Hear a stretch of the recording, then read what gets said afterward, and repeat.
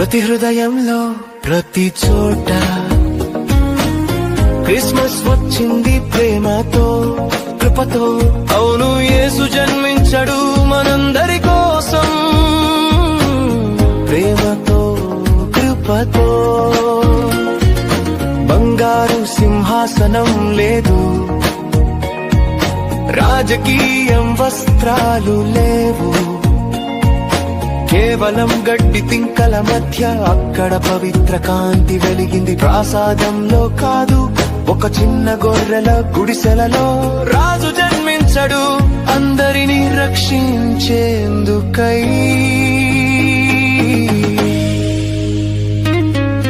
ప్రతి హృదయంలో ప్రతి చోట యేసు వచ్చాడు ప్రేమతో కృపతో.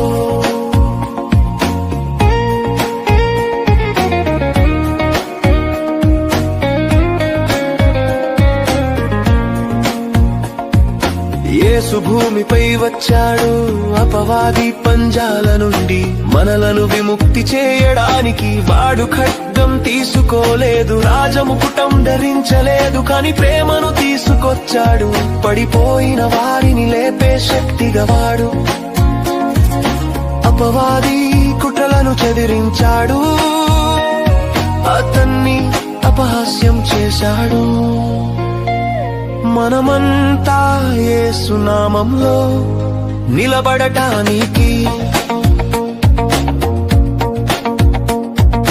యేసుని విరిగిన కథను మళ్ళీ రాయగలడు. నీ జీవితము వల్ల తన మహిమను చూపగలడు. యేసుని గతాన్ని స్వస్థపరచగలడు, నీ బాధను తొలగించగలడు, నీ దుఃఖాన్ని శాశ్వత ఆనందంగా మార్చగలడు. ప్రతి హృదయంలో ప్రతి చోట యేసు వచ్చాడు ప్రేమతో కృపతో.